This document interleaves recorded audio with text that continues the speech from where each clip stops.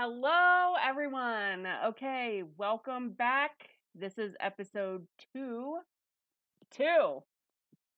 Yay. All right, so first things first, let's get to the drink of choice for today, Nectar of the Gods. I'm drinking Guinness. All right, and this is how I know we are starting to get into the apocalypse, everyone. Let me tell you. Let me tell you what. I'm not even kidding. I'm not even kidding. I traded. Oh, it's got some head on it. I traded some AA batteries for this. I'm not kidding. I traded AA batteries for a 6-pack of Guinness yesterday. Yep. The world is ending, I swear. The coronavirus is driving everybody crazy, and I just touched my face. Oh my god. Oh, oh, it's so good. I love Guinness. I love Guinness. I'm Irish. Oh my god. Nectar of the Gods. And I love that when you pour it in a glass, it's black. I mean, that just makes it even better. All right, so I'm off work for 10 days. 10 days. Off work for 10 days. This is day 1 of 10. I've been sketching paintings all day long. And I'm sorry I did not put on any makeup for you guys. I just didn't feel like it. I mean, I'll fully own up to laziness or whatever. There I go, touching my face again. Don't do that. But anyway, so yeah, lots of events are canceling because of the virus. And, I was going to go to Sonic Temple this year. That was canceled. I found out today. And big bummer, I had tickets to see Roger Waters later on this year. This will be my 4th time seeing him because I'm a fangirl. And yeah, I mean, I had tickets for his This Is Not a Drill tour later on this summer, and that got postponed until next year. And that's one I was really especially looking forward to, not just because I'm a fangirl, but my brother and my sister and my mom were coming with me. And, me and my brother and my sister, like all 3 of us, we're all huge Pink Floyd fans and we're all huge Tool fans. And, you know, my mom, not as much, but it's like we all kind of bonded over that, like as we were growing up. I mean, my mom knew that she had these 3 kids who loved those 2 bands. And, I mean, she's bought us tickets for birthdays and Christmas. I mean, she got us all Tool tickets one year. There was back in 2017, she paid for my brother and I to go see Roger Waters back when he toured in 2017. And this time we were dragging her along with us. So it was going to be fun as hell. And now that's going to have to wait a year. But at least it's just getting postponed and not canceled. So, yeah, there is that. And I got my tax refund today. So I went on a huge bill paying binge. My cat's just having a good old time over there. I really hope she doesn't try to jump on the computer. I know you guys can't see her, but she's right there. She's right there. Looking like she's gonna pounce. If she does, I guess that'll be pretty entertaining. But yeah, I got my tax refund today, so I went on a huge bill paying binge. And something, just an odd coincidence. Exactly 3 years ago today, I tore my Achilles tendon. And today, I finally paid off that medical bill. I mean, I have medical insurance, but it took me 3 years to pay off that damn medical bill. Just goes to show how screwed up our healthcare system is because I have medical insurance. But anyway, enough rambling about me. This video, episode 2, is going to be about 10 lesser known habits of the narcissist. Oh, here she comes. Saga. Do you want to come up here and make an appearance? Want to come up here and say hi? Are you just going to sit there? Oh, here she is, right here. I know you guys can't see her. There's her tail. Hi. Hi, Saga. Be careful. Don't walk on my printer. Come on, Saga. Hey. Come on. Come on, Saga. Okay, she had her little lap around the desk, so hopefully she got that out of her system. I'm just glad she didn't step right up on my printer. She was about to. Okay, so let's get into it. 10 lesser known habits of the narcissist. And I just want to preface this by saying, I'm not like, there's a lot of channels and a lot of videos on YouTube about narcissism. And from what I've seen, they're almost all from psychologists or life coaches. All right. I'm going to tell you right up front, I'm not a psychologist and I'm not a life coach. I'm just somebody who has dealt with way too many of these people in my life. And I, I've just seen it way too much. And I know these are my observations. And, hopefully maybe I can save somebody else from it. Or, if you have a narcissist in your life and you don't realize it, I mean, and you're watching this right now, it might clue you into some things. And I'm going to try to read notes off of my screen as I'm doing this, and I'm not wearing my glasses. I think I might have mentioned it in the last episode, but I am legally blind in both eyes. And so I'm going to try to do this without putting my glasses on because I'm ugly with my glasses on. Uglier. I'm already ugly either way, but I'm uglier with my glasses on. And so, like, if you guys see me, like, squinting or whatever, it's just because I'm trying to see my notes. What are you doing over there?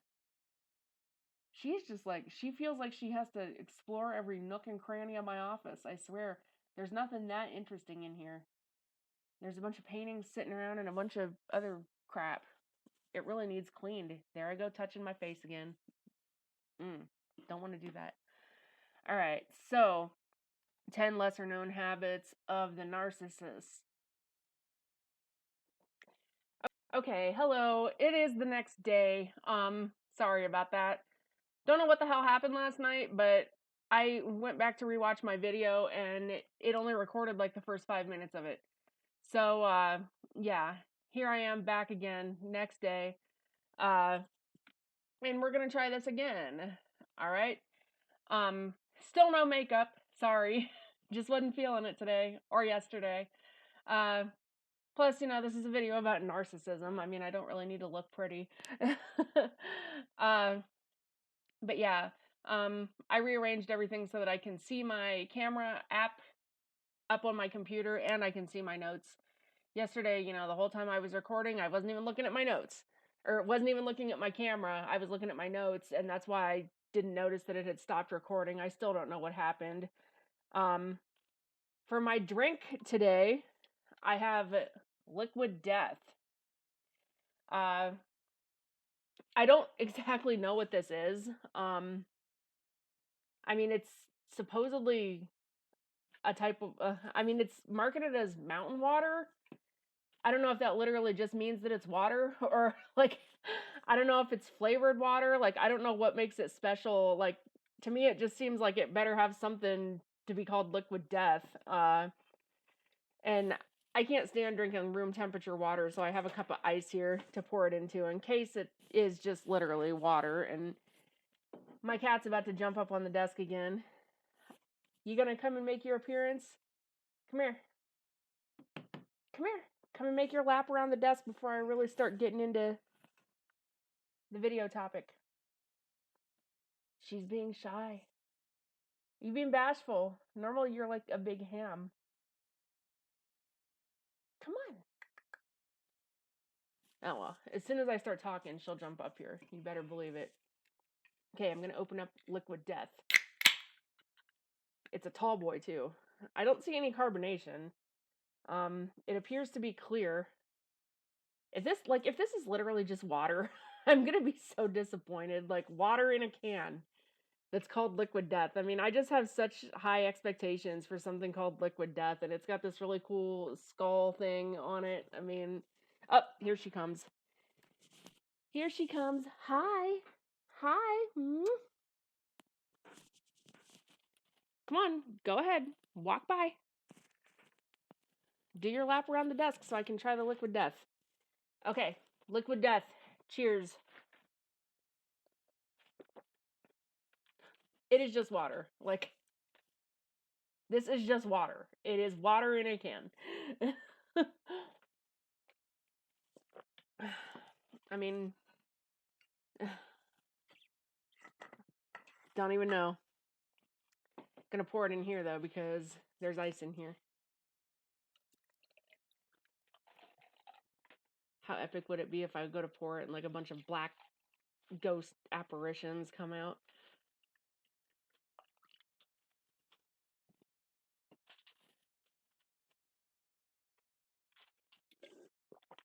Definitely not worthy of its name. I'll say that.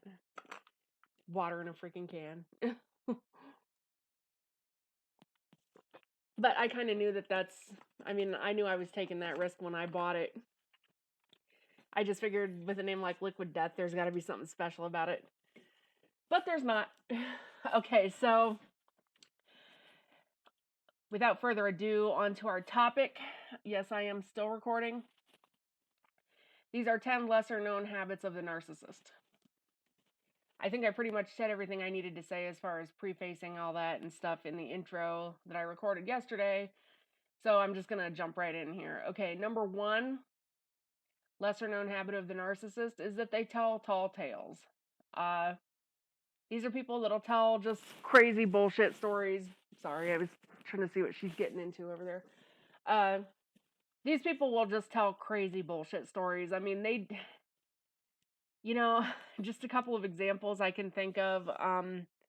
I knew one who claimed to be, well, his exact words were that his family has ties in with British royalty.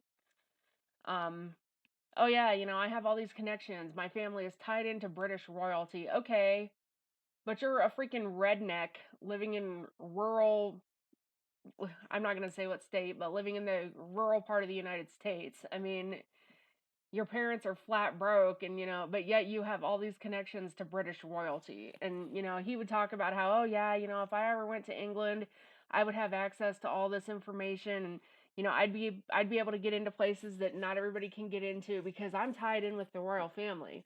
Bullshit. No, you're not. um I knew another one who he claimed he was very dark, like he was dark skinned and had like dark eyes and dark hair. He claimed that he was albino, and he said that he was in a car accident when he was younger and that he got a blood transfusion from a dark skinned ethnic person, and that's why he, like, after that his appearance changed. I mean, okay, science doesn't work that way, dude, but whatever. Liquid Death is a lot better cold. I can't stand warm water.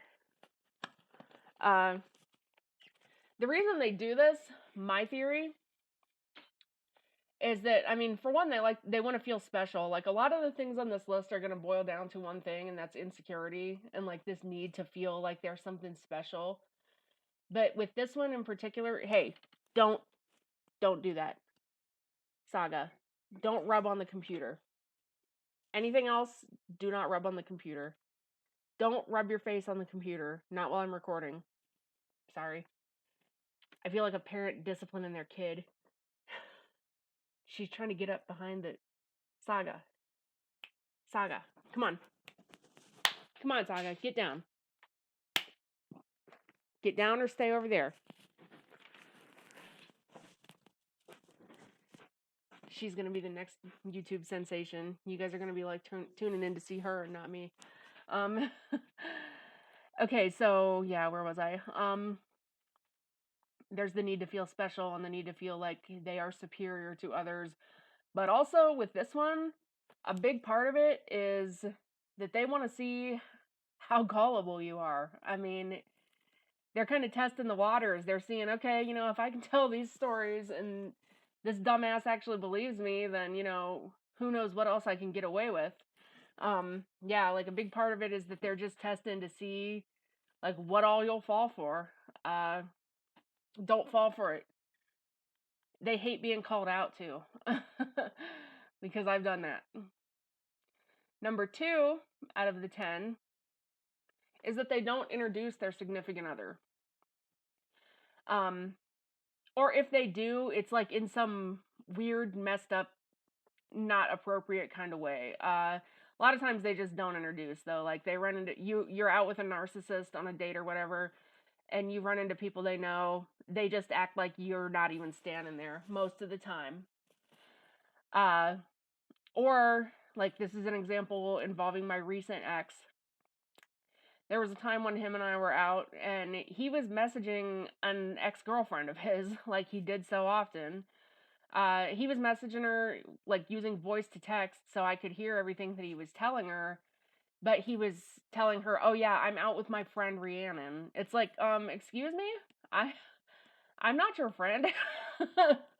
I'm your girlfriend. What the hell? Uh, but yeah, he's telling his ex-girlfriend that he's out with his friend Rhiannon. Uh, I can't remember if I told you guys in my first episode that my real name is Rhiannon. That is my name. Fleetwood Mac fan parents. And I'm not really big into Fleetwood Mac, but anyway. uh, yeah, so they either don't introduce you or they introduce you in a way that's not appropriate. Uh, and this is, in my opinion, keep in mind these are all just my opinions. This is their way of looking available. Like, they don't want to appear attached. They always have to keep that harem. They've got to keep their options open, and so they don't want to tell anyone, "Oh yeah, this is my girlfriend or this is my boyfriend," because they want to make it seem like they're available. Um, that's my opinion why they do that. Uh, or, it could just be because they just don't care. I mean, lacking empathy. Like, maybe they know it's not polite and they just don't care. Or maybe they just don't even understand that it's not polite. Okay, number 3 is that they show up late all the time. And we're not just talking 5 or 10 minutes late, we're talking sometimes 5 hours late. I mean, I my recent ex was terrible about this, and I mean, I know he's going to come up a lot in these videos, but I'm not even 6 months out of that relationship yet, and like, I was with him for years, and like, he just really screwed with my head so much. And he's actually one of the reasons I'm making these videos, not to spite him, but to save somebody else from having to go through the hell that I went through with this man. Um, but anyway, yeah, showing up late. They have a real problem with punctuality. Uh, yeah, him and I would have plans, and he would, he'd show up 3 hours late, 4 hours late, sometimes 6 or 7 hours late, sometimes not even at all. Uh, and then if I called him out on it, if I said, "Hey, you're late," and it wasn't like, "God damn it, you asshole, you're late." It was more just like, "Yeah, you're late." He would just like, I mean, it would just be World War III. It would be, "Oh, well, I had stuff to do." That was his excuse a lot, was that he had stuff to do. "Oh, well, I had stuff to do, and oh, excuse me for having a life. Oh, well, I guess you just don't care about the other things that I have to do, and you just think the world revolves around you, and you just want me to cater to you all the time." And then you know what I would do? My dumbass would apologize. uh, no, never again. I will never do that again. If I get into another relationship, never, ever, ever again will I apologize for somebody else treating me like garbage. But yeah, that's another thing they do. It's not officially on the list, and this isn't a lesser known habit, but they will turn everything around on you. No matter what the problem is, it's always going to be your fault. I mean, a narcissist could punch you in the face and then say, "Well, you shouldn't have been standing within arm's reach." Uh, it's just the way they operate. As far as why they're late all the time, it's just because they have no respect for other people's time. They just, you know, your time is not important to them. The fact that you're sitting there waiting for them to show up, that doesn't matter to them. They don't care. They don't lack empathy. Their time is the only time that matters.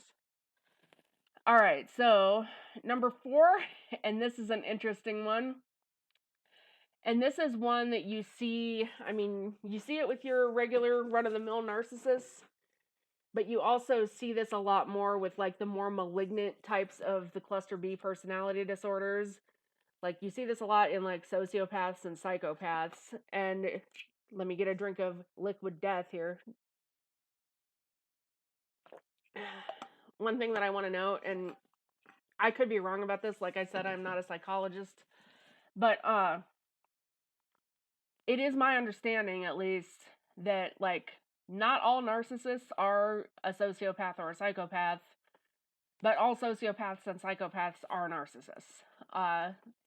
This lacking of empathy and, the traits that make up the cluster B personality disorders there's lots of layers there. I mean, it's all on a spectrum.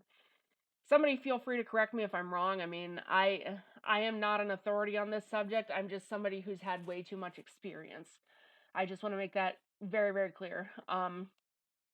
But yeah, you see this a lot with the malignant types, but I've seen it with just your average narcissist too, is that they believe that they have supernatural powers. I knew someone once who really thought that he could raise the dead. I'm not even shitting.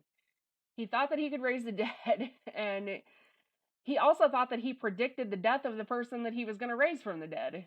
And I mean, I know there are a lot of people who like claim psychic powers who aren't narcissists. And I'm not even saying that psychic powers aren't a real thing. I mean, I think that there are people who have those gifts. And just because somebody says, "Oh yeah, I'm psychic," that doesn't make them a narcissist. I just want to give that disclaimer. But yeah, this person, he claimed that, like, at first he was saying I was going to die. At first it was me that was going to die. Then when I didn't die, well, then it was, oh, it's my grandma that's going to die. Okay. Then his grandma didn't die. And then, like, he dropped it for a while. And then, like, a year and a half later, his cousin dies. And then it's, well, I predicted it. I knew she was going to die. Remember when I told you that somebody was going to die a year and a half ago? He didn't say a year and a half ago, but it had been about a year and a half. And now he's, like, claiming that he predicted the death of his cousin. And he's also claiming that he's going to raise her from the dead. He said that, oh yeah, I'm going to get a black rose and I'm going to do this ritual with it and my powers are going to be tested. Like, it's going to be the ultimate test of my powers. I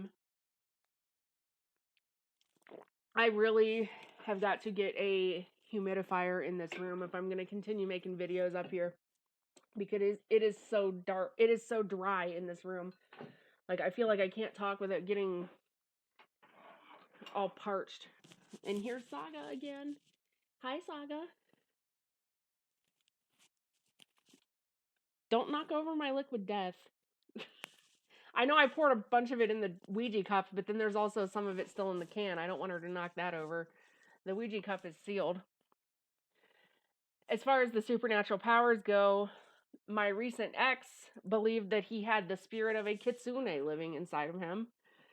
And correct me if I'm wrong, I'm not an authority on Japanese mythology, but if I remember correctly, kitsune are tricksters. They deceive people. Could be wrong.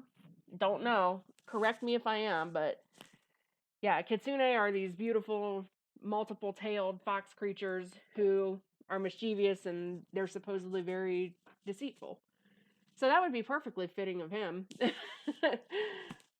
Okay, Saga. Okay, come on, boo. Come on, you're distracting me from making my video. Come on, get down. Come on, Saga.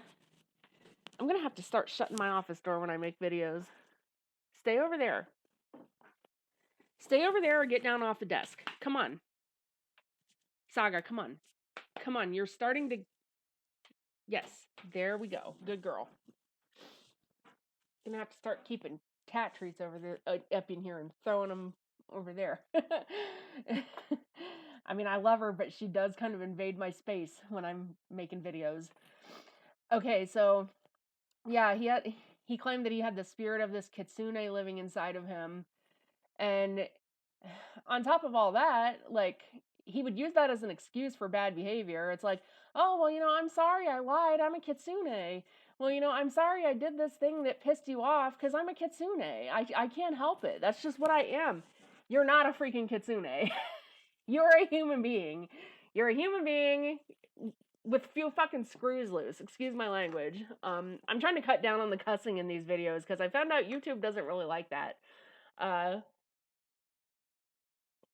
So hopefully I can limit it to like one F-bomb in this video. I do not speak like a lady. I was raised in a household where everybody cussed like a freaking sailor. But aside from just claiming to be a kitsune, he also this was just kind of a way of devaluing, I guess. So he's got this kitsune who lives inside of him, and he just made this huge deal about how so many of his female friends know what the kitsune who lives inside him looks like, but he'll never tell me. And that was just one way of just putting me in my place. It's like, oh yeah, all these people in my harem know what my kitsune looks like, but I'll never tell you. It's like, whatever. All right. um, Once again, as far as why they claim supernatural powers, it goes back to that whole insecurity thing. They want to be special and they want to be superior. They want to believe that they are above everyone else. Oh, hiccup.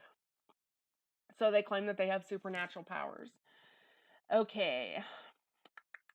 Number 5. This one's kind of obvious, but I still put it on here. They need to be the center of attention. My mom has 2 beautiful black labs, Buddy and Roxanne. They're both females, even Buddy.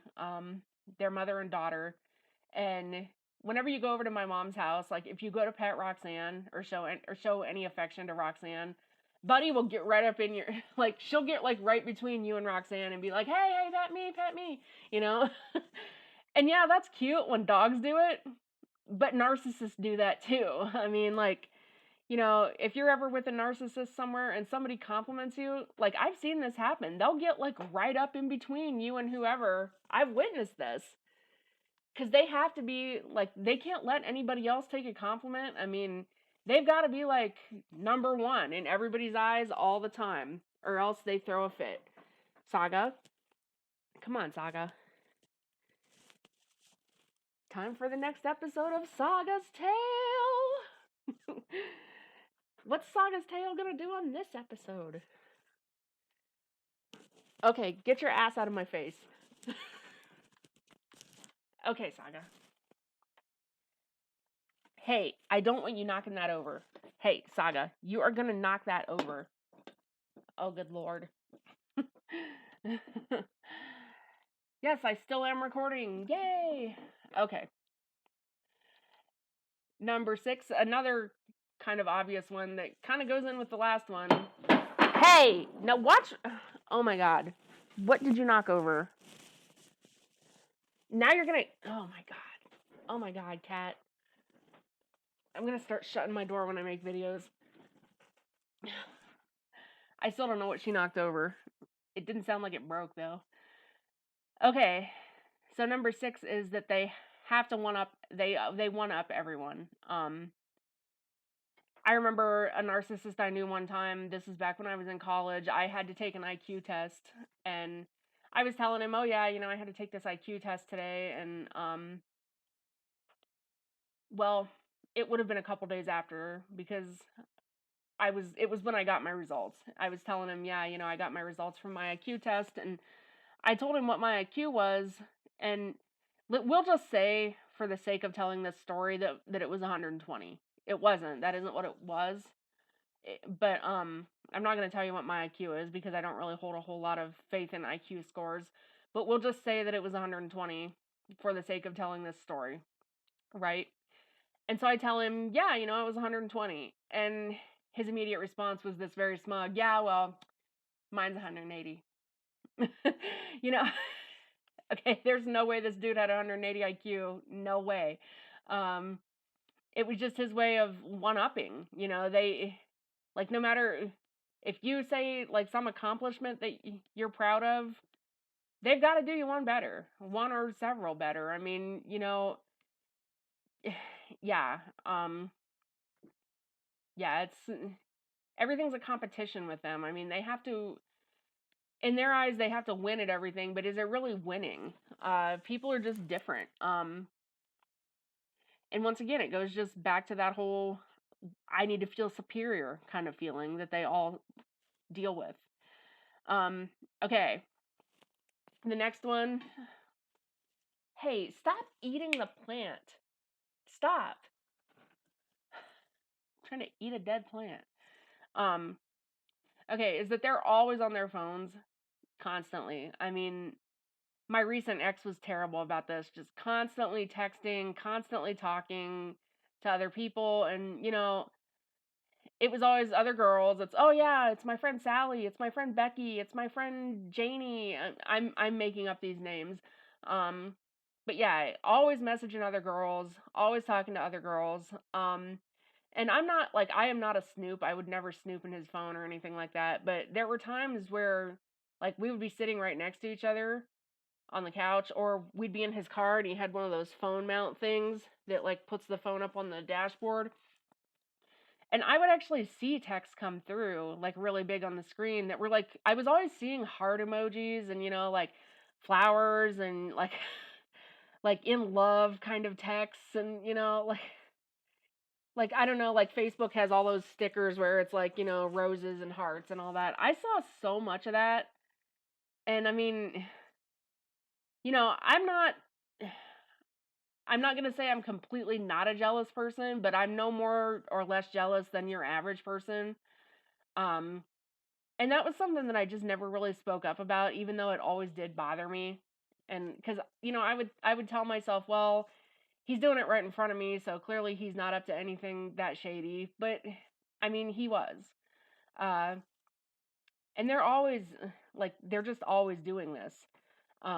Always texting, always messaging, and it's because they got to keep that harem active. They've got to keep backups in line in case you get tired of their shit and discard them, or in case they get bored and discard you. Like they've always got to have a backup plan. Most of the time, 2 or 3 backup plans. I mean, they've got to have lots of different people in rotation. And, it's because they can't be alone. They've got to constantly be validated, and because they're insecure. Like, so much of this just boils down to insecurity. Okay, number 8. And this is something that I probably will make a whole video about all on its own at some point, because this is one that I could talk a lot about. They are weird about music. Every person I've ever met who I believe to be a narcissist is just they're really weird about music. I've seen narcissists throw absolute tantrums on the caliber of like a 5-year-old because music was playing that they didn't like. And it was like, this would just be on the car radio, like something that nobody, she's like kind of burrowing into the desk over here.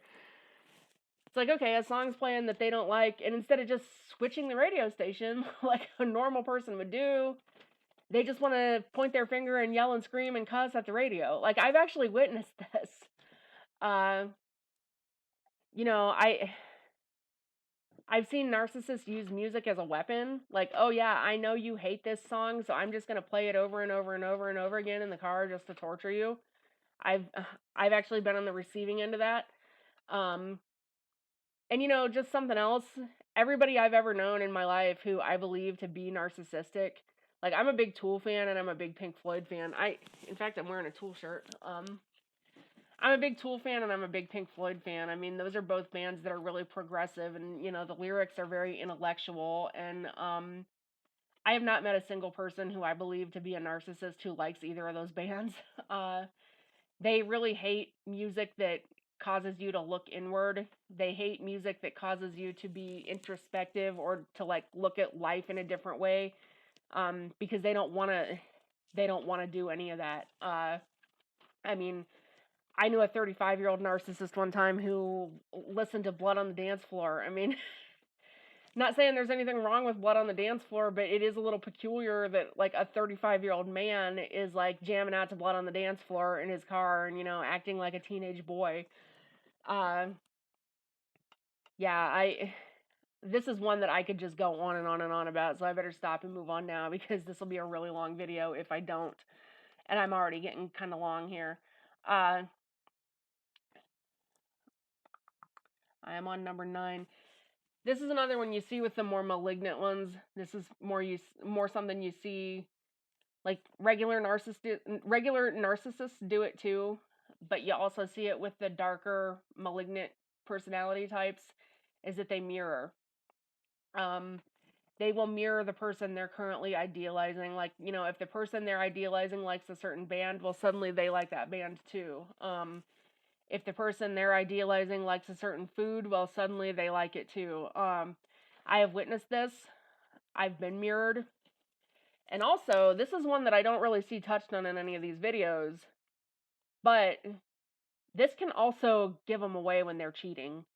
Uh, and this is another one that I've witnessed. I mean, not to air my family's dirty laundry too much, but my dad was really narcissistic and he cheated on my mom a lot when I was growing up. And I saw him go through this. Like he went through a phase where he really liked football and was like a big Joe Montana fan.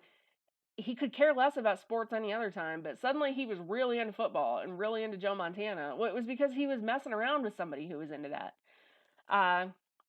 An ex of mine who always made fun of country music suddenly out of nowhere one day really liked country music, and it was because he was dating someone else who liked country music.